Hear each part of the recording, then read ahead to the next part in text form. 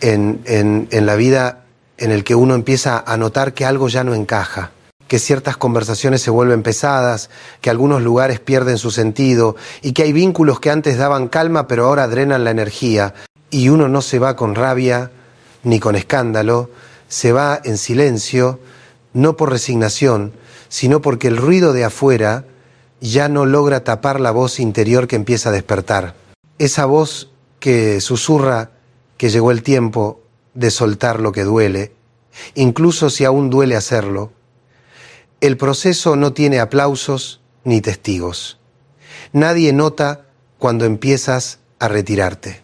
Simplemente dejas de forzarte a encajar donde ya no hay lugar.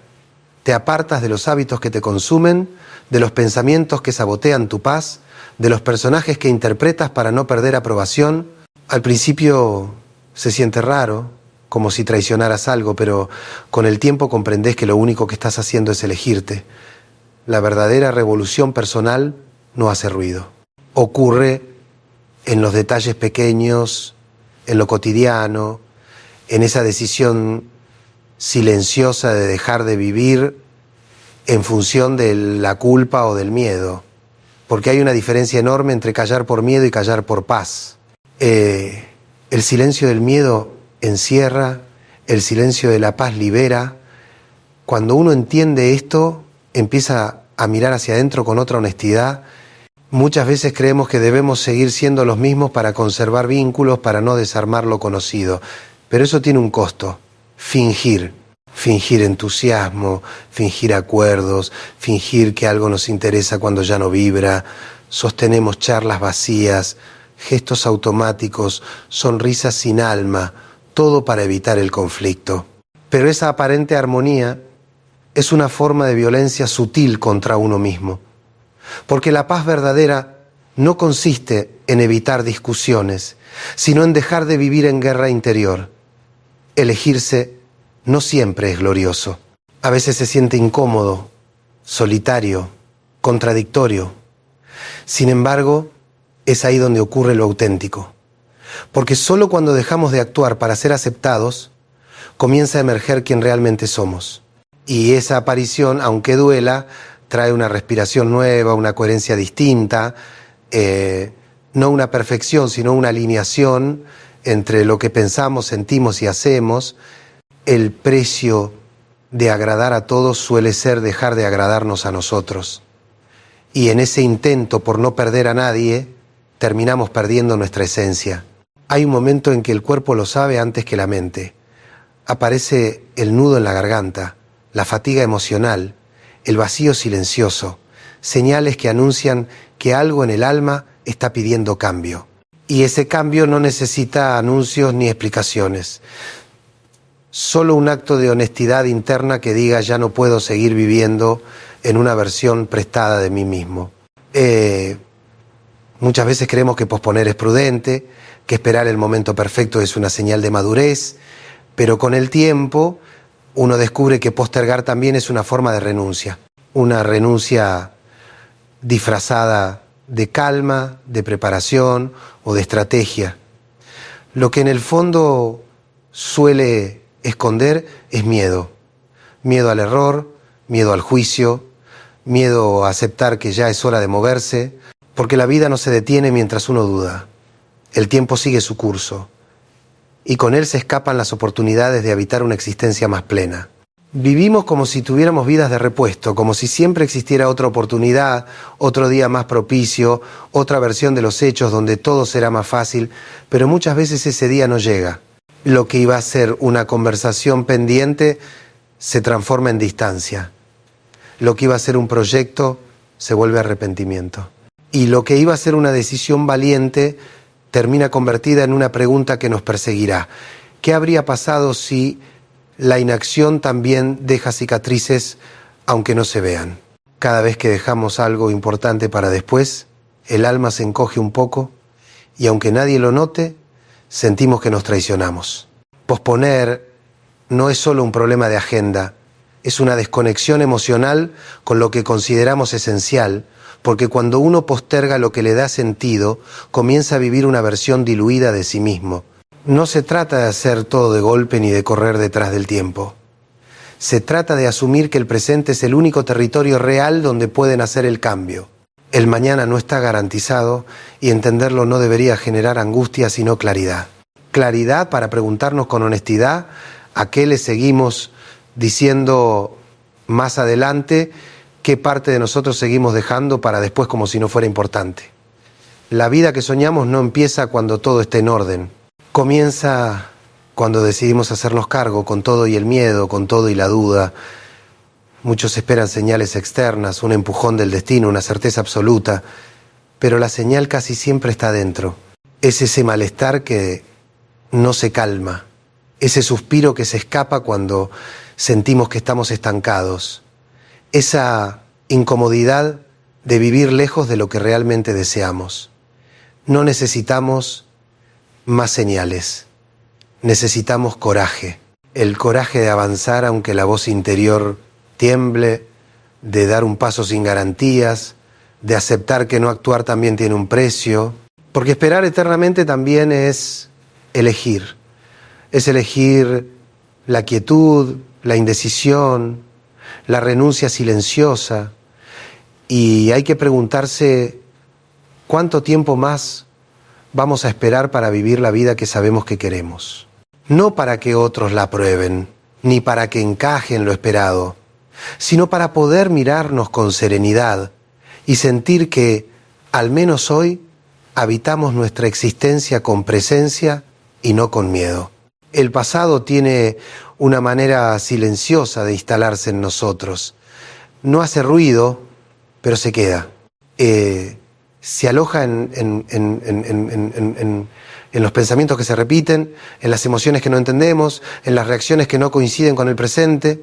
Creemos que lo superamos porque dejamos de hablar del tema, pero el silencio no siempre significa sanación. Muchas veces es solo una forma elegante de sobrevivir, y lo que no se revisa, se repite. Hay heridas que no cicatrizan con el tiempo, sino con conciencia, porque el dolor no se disuelve solo por dejar de sentirlo, sino cuando uno lo mira de frente y decide no seguir alimentándolo. El pasado se fortalece cada vez que lo usamos como excusa, cada vez que revivimos la escena una y otra vez, cada vez que nos definimos por lo que nos hicieron o por lo que no supimos evitar. Comprender que algo nos dañó no significa seguir viviendo desde esa herida. Sanar no es borrar, es integrar. Es recordar sin que duela igual. Es poder decir, sí, eso me marcó, pero ya no me dirige. Esa es la diferencia entre cargar una historia y aprender de ella. Y ese proceso requiere paciencia, porque la mente busca explicaciones, quiere encontrar el sentido de todo, pero hay cosas que no lo tienen. Hay errores que simplemente ocurrieron, personas que no supieron cuidar, y versiones nuestras que ya no volverán. Insistir en comprenderlo todo a veces es una forma de no soltar. Mientras seguimos atados al pasado, nos convertimos en rehenes de una historia que ya terminó. Reaccionamos desde viejas defensas, interpretamos el presente con los ojos del ayer y terminamos repitiendo vínculos que nos recuerdan lo que no resolvimos. Por eso, sanar es también dejar de contar la historia como víctima, no para negar lo ocurrido, sino para recuperar el poder sobre lo que viene. El sufrimiento no redime. Castigarse no repara lo que pasó, solo prolonga el dolor. No somos más justos con nosotros por seguir repitiendo mentalmente lo que ya no podemos cambiar. El perdón, cuando llega, no siempre se dice en voz alta ni implica reconciliación. A veces solo consiste en decidir no seguir arrastrando lo que ya no tiene remedio. No se trata de justificar ni de olvidar, sino de dejar de intoxicar el presente con un veneno antiguo. No estás obligado a perdonar, pero sí vale la pena preguntarse si ese rencor te protege o te encierra, si te da fuerza o te quita paz. Porque el resentimiento endurece el corazón y lo vuelve desconfiado, lo vuelve incapaz de amar sin condiciones. Y uno tiene que decidir si quiere seguir viviendo desde la herida o si está dispuesto a construir desde la libertad. Perdonar no es un favor al otro, es un acto de compasión contigo. Es la forma más silenciosa y poderosa de cerrar un ciclo. No se logra de un día para otro, pero empieza en el momento en que dejas de alimentar el fuego, en que eliges el descanso emocional por encima de la revancha mental, y aunque parezca un acto invisible, es uno de los mayores gestos de amor propio que existen. Hay relaciones que no son compañía, son refugios temporales del vacío, vínculos que nacen del miedo a estar solo, no del deseo genuino de compartir. Y cuando uno confunde amor con necesidad, empieza a entregar partes de sí mismo a cambio de algo que ni siquiera llena. Lo llama amor, pero es miedo. Lo llama compromiso, pero es dependencia. Y desde afuera todo parece normal. Hay risas, fotos, rutinas compartidas, pero por dentro alguien se va apagando lentamente, aceptando migajas emocionales como si fueran gestos de afecto. Una relación sana no debería costarte la dignidad, no debería pedirte que te encojas para que el otro se sienta cómodo. El amor que anula, que exige silencio o que convierte tus límites en amenazas, no es amor, es control. Y muchas veces lo aceptamos porque crecimos creyendo que amar era soportar, que la entrega era sinónimo de sacrificio, pero no hay amor posible donde uno debe desaparecer para que el otro permanezca. La dependencia emocional es una forma de esclavitud invisible. Uno se convence de que no puede vivir sin el otro, que su valor depende de su presencia, que su identidad se sostiene en esa relación, y así se pierde la libertad. No porque el otro la quite, sino porque uno la entrega.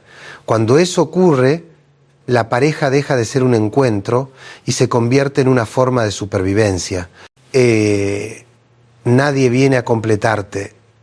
Esa idea romántica de la media naranja ha hecho más daño que bien.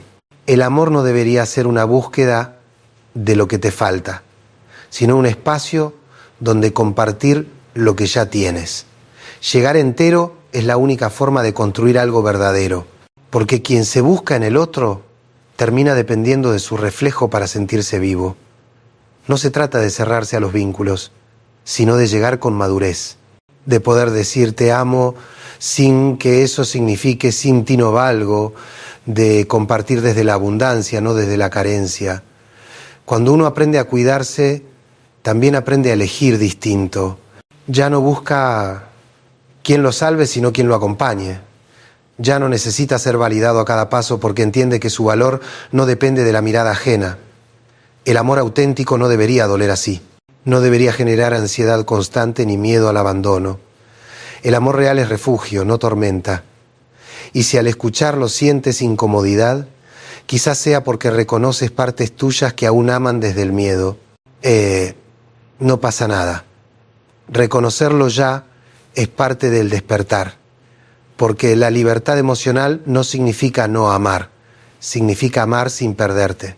Implica construir una relación contigo tan sólida que ninguna ausencia te desestabilice.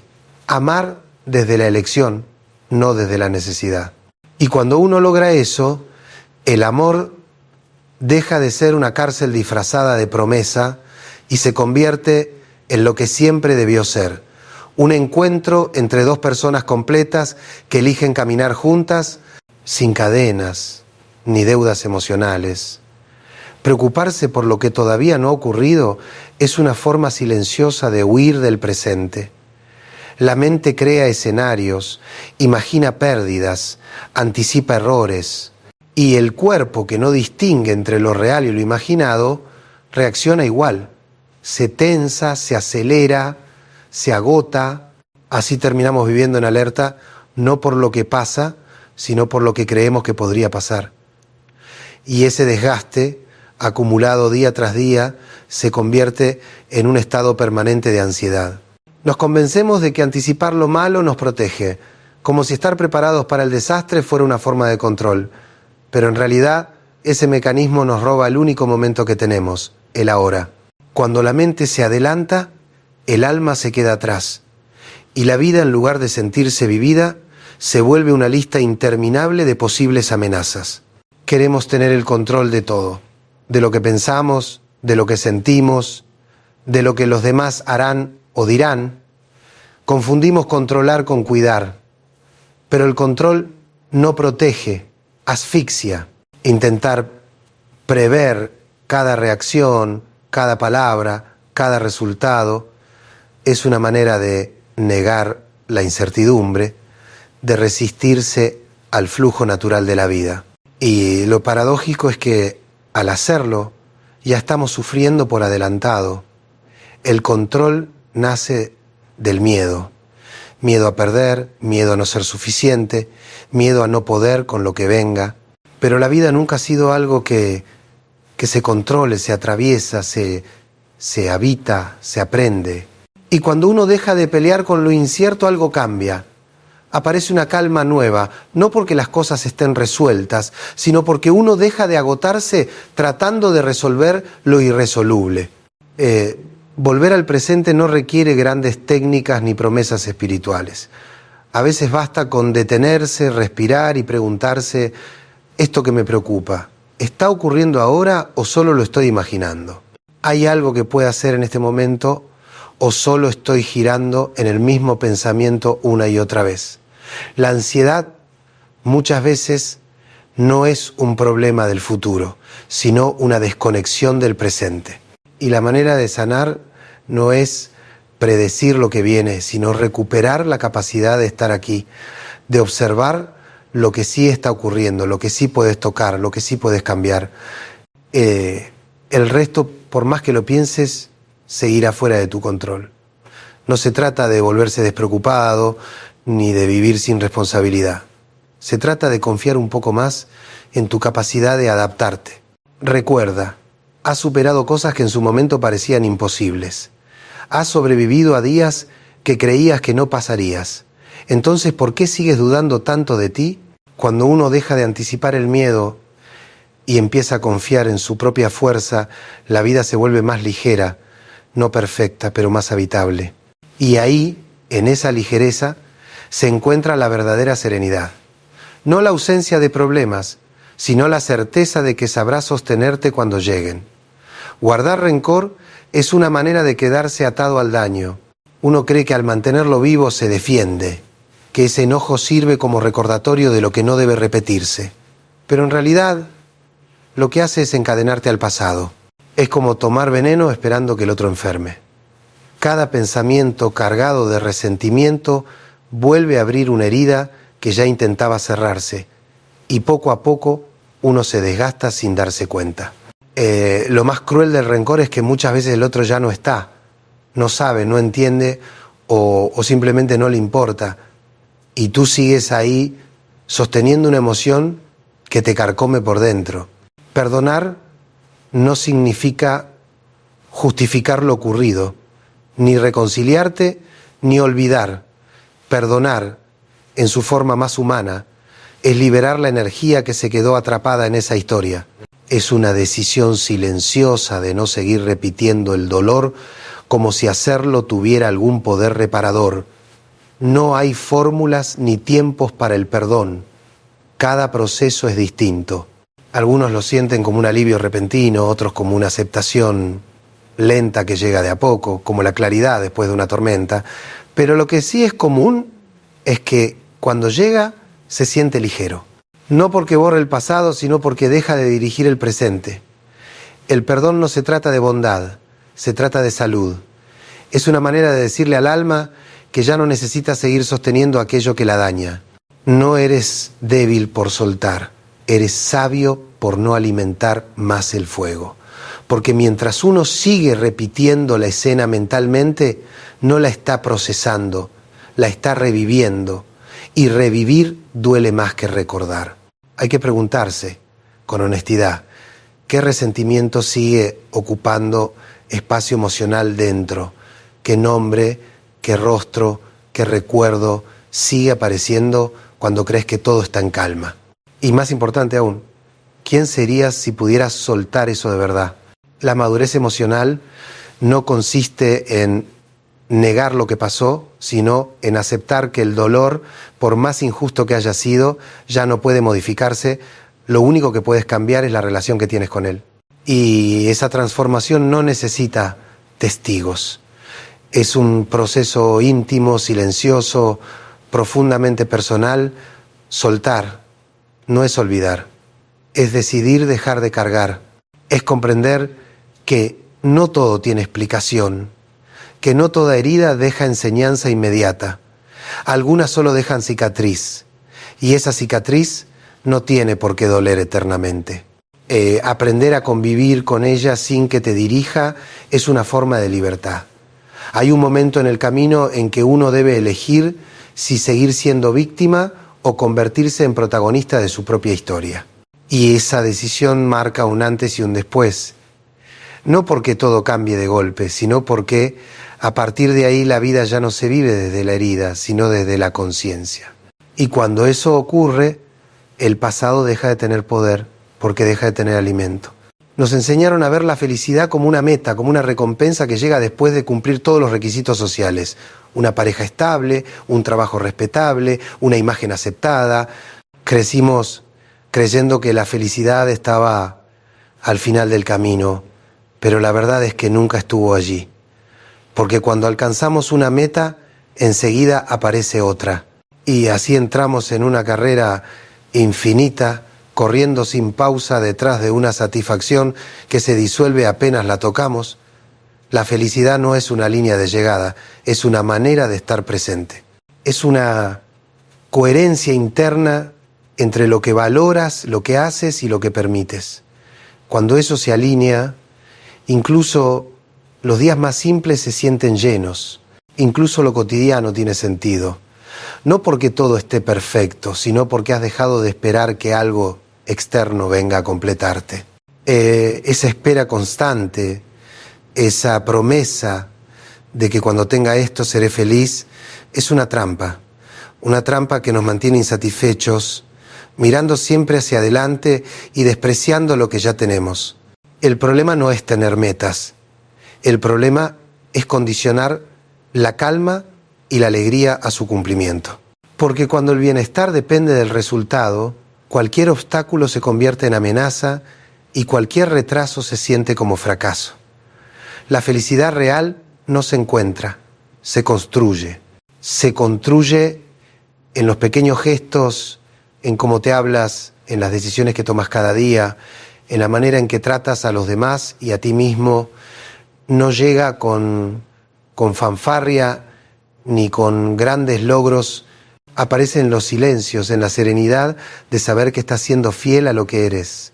La sociedad nos ha vendido una versión superficial de la felicidad, envuelta en consumo y apariencias, pero la verdadera dicha es más humilde y a la vez más desafiante. No se trata de acumular, sino de soltar, de dejar de buscar fuera lo que solo puede encontrarse dentro. Y cuando uno entiende esto, algo se ordena por dentro. Ya no se necesita que la vida sea perfecta para poder disfrutarla. Quizás la pregunta no sea ¿qué necesito para ser feliz?, sino ¿qué estoy ignorando hoy que ya podría hacerme bien? Porque muchas veces la felicidad ya está aquí, solo que no la vemos por estar ocupados buscando otra cosa. Ser feliz no es un estado permanente, es una práctica cotidiana. Es agradecer lo simple, aceptar lo imperfecto y reconocer el valor de lo que se tiene antes de que falte. Es vivir con la conciencia de que este instante, el que estás respirando ahora, ya forma parte de lo que tantas veces esperaste. Cuando uno deja de perseguir la felicidad como si fuera un trofeo, empieza a experimentarla como lo que realmente es, una forma de quietud interior, un equilibrio sereno entre la realidad y el deseo. Y ahí, justo ahí, es donde la vida empieza a sentirse más viva, no porque todo esté resuelto, sino porque tú estás presente en ella. Explicarse todo el tiempo cansa. Cansa el cuerpo, pero sobre todo cansa el alma. Esa necesidad constante de justificar lo que sientes, lo que decides, lo que eliges, dejar atrás, nace del miedo a no ser comprendido. Vivimos pidiendo permiso para ser quienes somos, como si necesitáramos que alguien nos autorice a existir a nuestra manera. Pero cuando uno vive buscando aprobación, pierde el rumbo. Ya no sabe si actúa por convicción o por miedo a decepcionar. No estás obligado a dar razones por cada paso que das. No tienes que explicar tus silencios, tus distancias, ni tus cambios. Hay decisiones que no nacen de la lógica, sino de la conciencia. Y esa conciencia no siempre tiene palabras, solo tiene certezas. Certezas que se sienten, que no se pueden traducir, pero que empujan hacia adelante la necesidad de justificarse. Muchas veces tiene raíces antiguas, viene de haber crecido bajo miradas que exigían obediencia, perfección o rendimiento, miradas que nos enseñaron que para merecer afecto había que comportarse de cierta forma, pero ya no somos esos niños, ya no estamos obligados a convencer a nadie de nuestro valor. Cada vez que te descubras explicando demasiado tus límites, detente. Pregúntate si lo haces para ser comprendido o para que te perdonen por elegirte. Porque muchas veces lo que buscamos no es comprensión sino permiso. Y vivir pidiendo permiso para cuidar de ti mismo es una forma de abandono emocional. Habrá quienes no entiendan tus cambios, quienes se ofendan porque dejaste de complacerlos, quienes interpreten tu silencio como frialdad. Y eso también forma parte del proceso. No puedes controlar cómo otros perciben tu evolución. Lo único que puedes cuidar es que tus elecciones estén alineadas con tu verdad, no con las expectativas ajenas. Ser fiel a uno mismo a veces implica decepcionar a otros. Y aunque duela, esa decepción no es tu responsabilidad. Cada uno reacciona desde su propio mapa emocional. Tu tarea no es suavizar el impacto de tu autenticidad, sino sostenerla con respeto. Porque vivir desde la coherencia no siempre es cómodo, pero siempre es necesario. Llega un punto en el que explicarse deja de tener sentido, no por orgullo, sino por paz. No porque te hayas vuelto indiferente, sino porque has entendido que quien realmente desea comprenderte no necesita discursos. Las acciones hablan más claro que cualquier explicación. Vivir en coherencia no es fácil, pero es liberador. Significa actuar de acuerdo con lo que sientes, incluso si eso incomoda. Significa dejar de buscar aprobación para poder encontrar serenidad. Porque cuando eliges desde la claridad, el ruido externo pierde poder. Y entonces, por primera vez, descubres lo que realmente significa estar en paz contigo mismo. No convencer a nadie, no justificarte, solo vivir en congruencia con tu propia verdad. Cuidar de uno mismo no es un lujo, es una necesidad vital. Sin embargo, muchas veces lo dejamos para el final, como si el bienestar físico y emocional fuera algo secundario.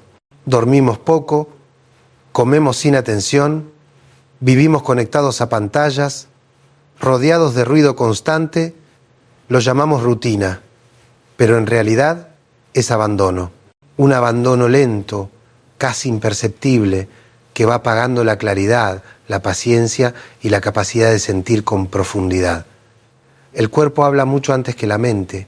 Cuando algo en nosotros está desconectado, el cuerpo se adelanta, se cansa sin razón, pierde energía, se tensa y lo interpretamos como estrés o cansancio pasajero, pero casi siempre es una forma de decir ya basta, porque el cuerpo no miente, solo nosotros lo silenciamos con distracción, con exceso, con velocidad. Vivimos estimulados todo el tiempo, sin espacio para el silencio, y sin silencio no hay escucha interior. Estar a solas con uno mismo se ha vuelto incómodo, porque ahí aparece todo lo que evitamos. El miedo, la tristeza, la verdad, pero es precisamente en ese encuentro donde empieza la sanación. Nadie puede escucharse en medio del ruido. Los malos hábitos no se notan de inmediato, se acumulan despacio. Cada noche sin descanso, cada comida apurada, cada vez que ignoras una emoción, estás desgastando tu sistema. Y un día sin darte cuenta el cuerpo te detiene, con ansiedad, con insomnio, con agotamiento, y lo que interpretas como debilidad es en realidad un pedido urgente de atención. No necesitas volverte un fanático del bienestar ni seguir rutinas rígidas. Se trata de responsabilidad, no de perfección. De entender que la mente no puede sostenerse sola si el cuerpo está colapsado. Cuidar de ti es cuidar de tu claridad mental, de tu equilibrio emocional, de tu capacidad de amar y decidir con lucidez. El autocuidado no es egoísmo, es ética. Es la manera más concreta de honrar la vida que llevas dentro. Porque cada gesto que haces para estar bien, descansar, alimentarte, respirar con calma, poner límites, es una declaración silenciosa de amor propio. Quiero sostener mi vida con dignidad. Y aunque parezca un detalle menor, esas decisiones cotidianas son las que con el tiempo cambian todo. Porque cuando mejoras tus rutinas básicas, también mejora tu mirada sobre el mundo. Piensas con más claridad, sientes con más profundidad, eliges con más conciencia. Y eso, más que una meta, es una forma de vivir. Quizás la pregunta más honesta que uno puede hacerse sea, ¿cómo estoy tratando al cuerpo que sostiene todo lo que soy? No desde la exigencia ni la culpa, sino desde la gratitud.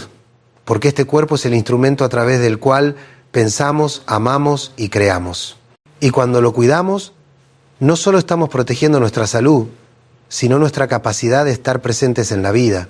Al final, todo lo que hacemos, soltar el pasado, elegirnos, perdonar, amar, descansar, tiene un mismo propósito. Aprender a estar en paz con nosotros mismos. No una paz perfecta ni eterna, sino una que se construye cada día en silencio, con cada acto de conciencia, porque la verdadera transformación no hace ruido. Solo se nota en la serenidad con la que empiezas a vivir.